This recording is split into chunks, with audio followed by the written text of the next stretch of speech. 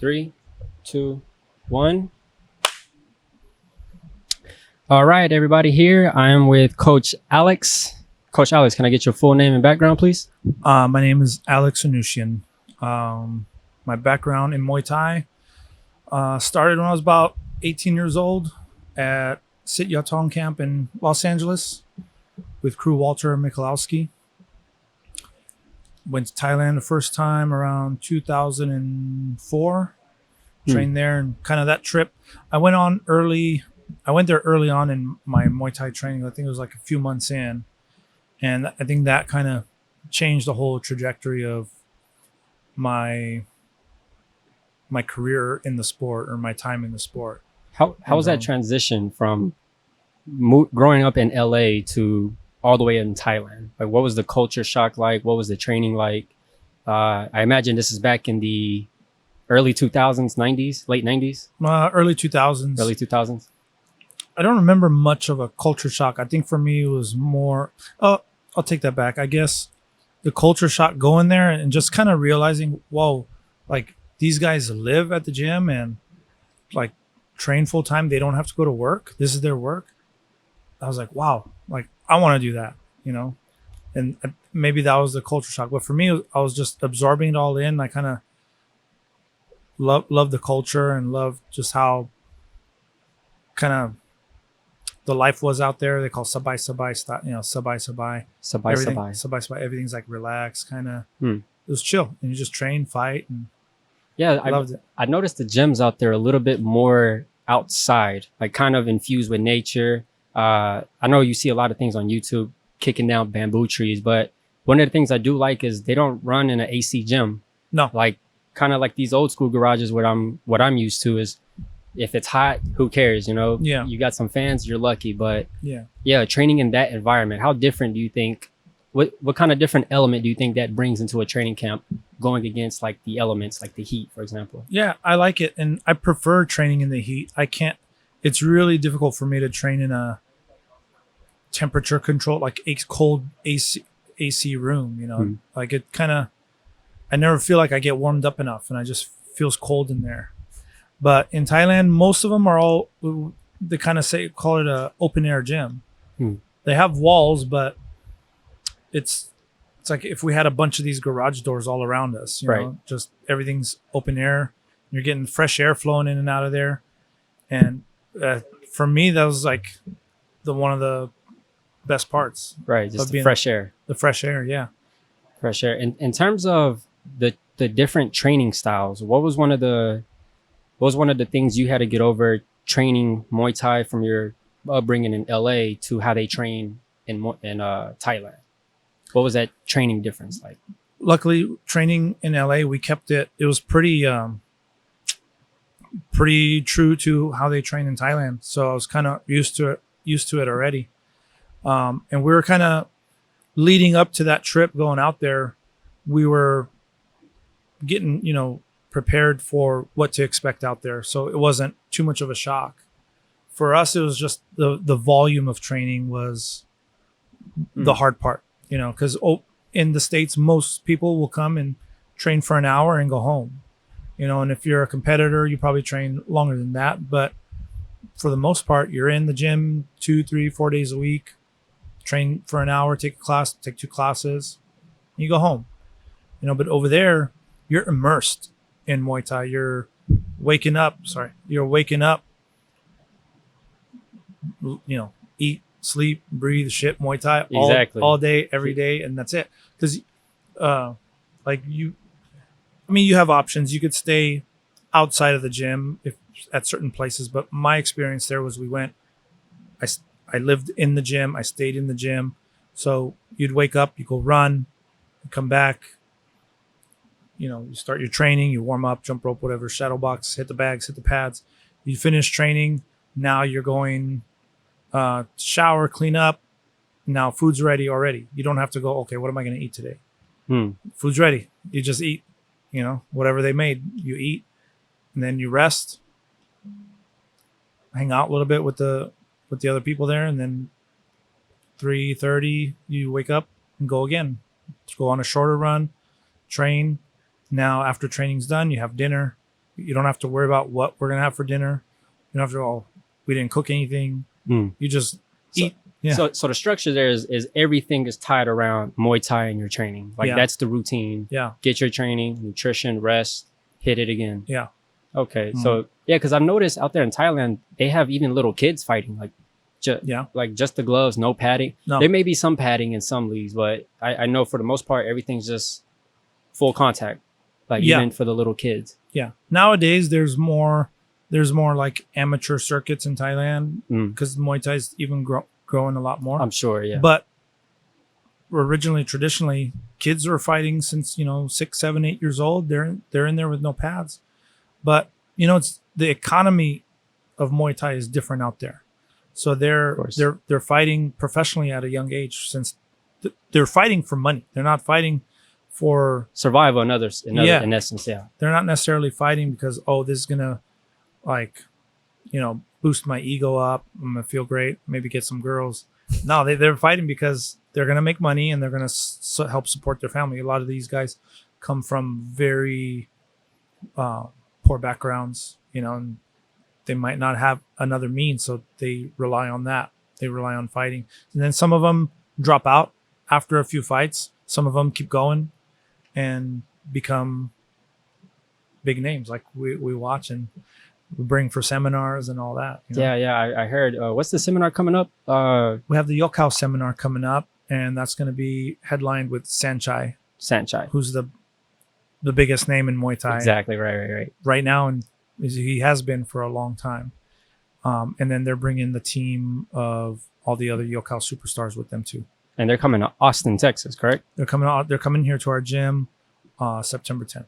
Okay, and what's just for everybody listening right now, what's the location of the gym, just in case, just to give some details of The event? address? Mhm. It's 12701 Loden Lane, Loading line. Suite 201. Okay. So it sounds like you had an immense amount of difference in training in Thailand coming back now to the US. I wanted to ask you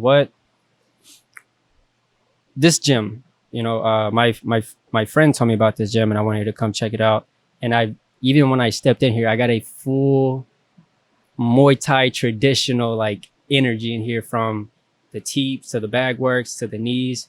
And at least from my background and my training, I've never experienced actual traditional Muay Thai training with just knees, elbows, pad work, more kicks. I come from MMA gym.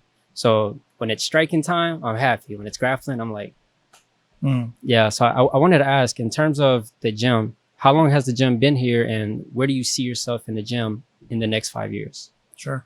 Number one, I'm happy to hear your experience coming to the gym and getting that feeling of a traditional Muay Thai gym.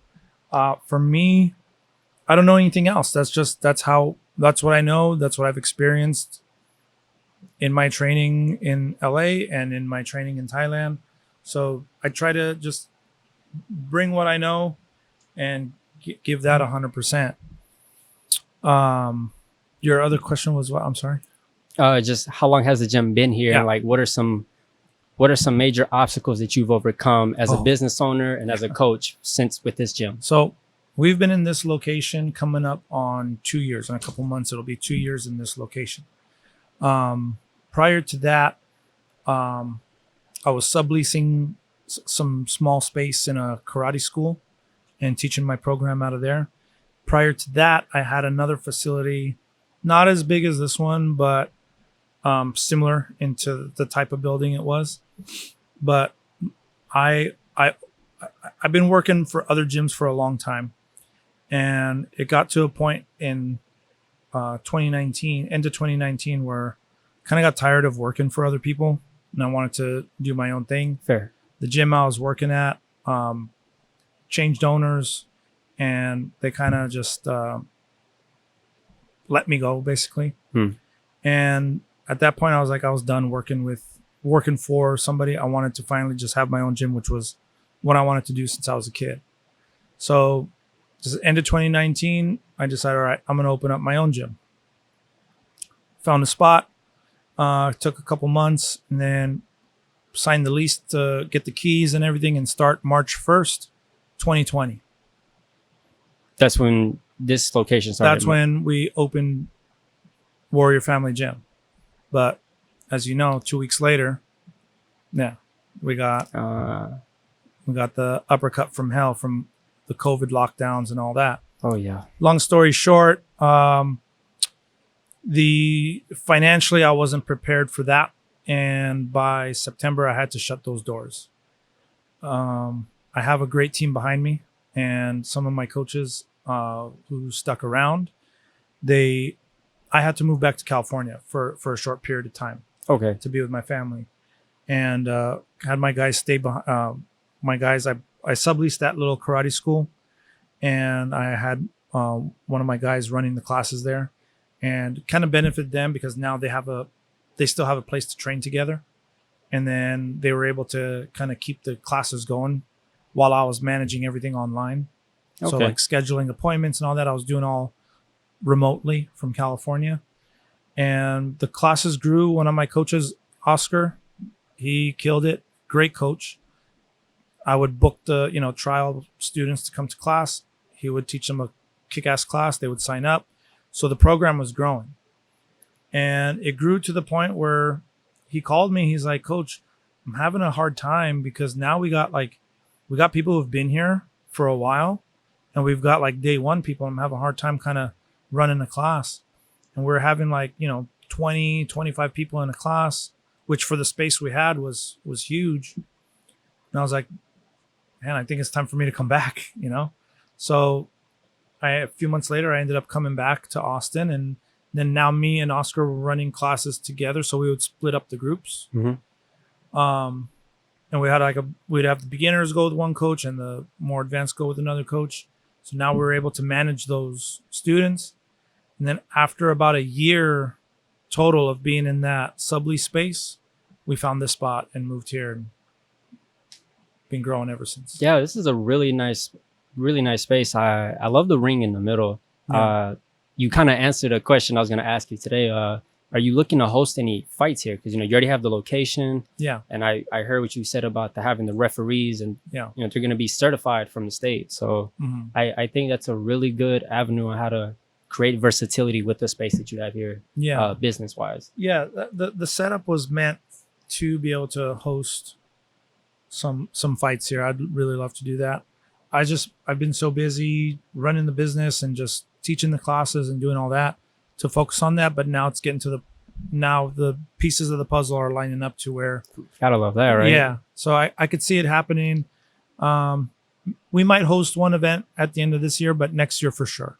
In 2024, for sure, we'll have an event. And are you looking to have sanctioned fights or kind of like smokers to kind of get your We'll start with fighters? smokers. Okay. Yeah. Sanctioned fights. Now we got to, is a little bit more involved with the state and all that. But, yeah, definitely. I'm into it just step by step. Yeah, I think that's a great idea. I wanted to ask one more question because I know I didn't want to take up too much of your time.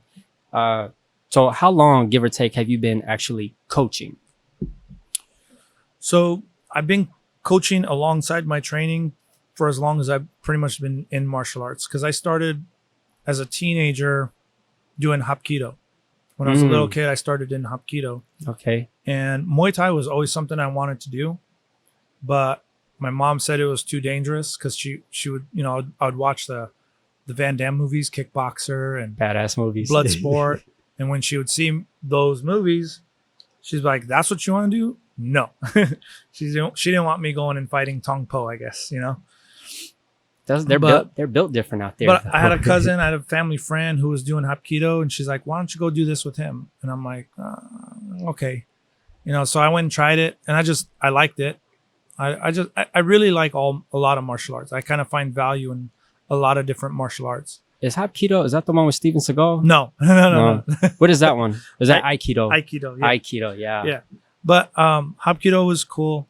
As a kid, I think it gave me a good base. And then as I got older, I found Muay Thai and found a spot and started training and just kind of started doing that 100%. Awesome. So it sounds like you got a lot of experience coaching, a lot of devotion and love for the sport. I wanted to ask, as a takeaway, what's something from your coaching, or what's a piece of your coaching that you would really like to instill in any one of your athletes, whether it be in the gym or outside the gym? Yeah, I don't know.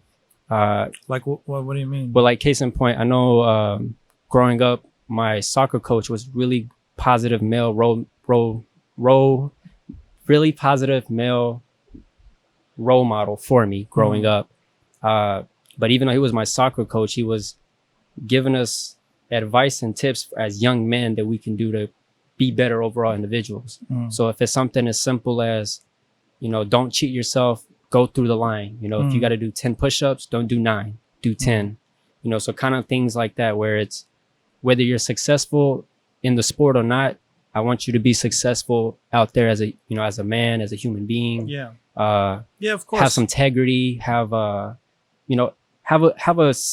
pretty well aligned moral compass. I got you. Yeah. That I believe in that too. And kind of dig into a little bit of our core values. Integrity, hard work, and family is kind of what I base everything around. So yeah, in everything we do, I want to lead by example by having integrity, working hard, having that family environment in here.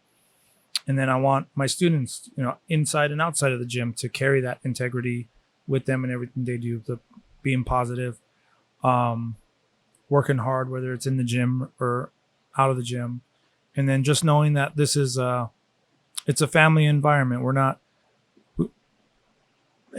egos and stuff like that don't last too long here. Not because like we beat them up and they leave. It's not. It's no room for it here. There's no room for it here. And everyone here is here to help each other.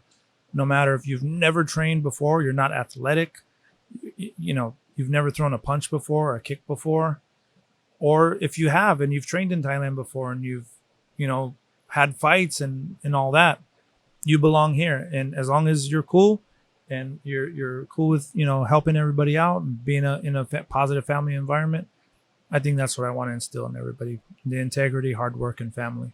Integrity, hard work, family. That's beautiful, Coach. Last question for me, just something personality wise. What's one thing that makes you happy? Spending time with my daughter, playing music, riding my bike. What kind of bike you got? Have a 2018 Harley Fat Bob. Oh, this is a motorcycle bike. Oh, I'm thinking bicycle. No, not a bicycle. No. Okay. I think I seen you riding it the other day. Yeah. Yeah. Yeah. It's you're not into dirt bikes or four wheelers and none of those kind of motorized vehicles, right? I haven't been, but I would love to get a dirt bike one day. And before I had my Harley, I had I had kind of like one of those bikes that you can go on and off road, and I just never had the time to take it off road. So I do want to go off roading. I'd love that. I just haven't had the time to get into it. I've been busy with this all the time. Hopefully when all this straightens out, you'll have time to go mudding or something with a nice four-wheeler. Yeah, I'm from East Texas, so I like mudding, going in. I want to get into all that. Yeah. Dirt bike, falling off. I took all those other things. We went out to Utah one year. It was for my daughter's birthday. We rented one of those side-by-sides, and we were out in like the Utah desert just riding around, and it was like we had such a blast. And I remember I took a 360 video, and you don't see anybody. Like as far as the horizon you could see out, it was just so calm. It was quiet, and it was just really cool. So I want to do this more, but we can't really do that out here in Texas. Well, hopefully next time I see you, brother, you can tell me some stories about the progress of the gym. Hopefully a dirt bike you're looking into getting. But yeah, I appreciate your time, Coach Alex. Thank you, man. Beautiful message, beautiful gym, and I look forward to hearing more of the success of Warrior Family Muay Thai. Thanks, Doug. Appreciate it. Thank you. Yeah.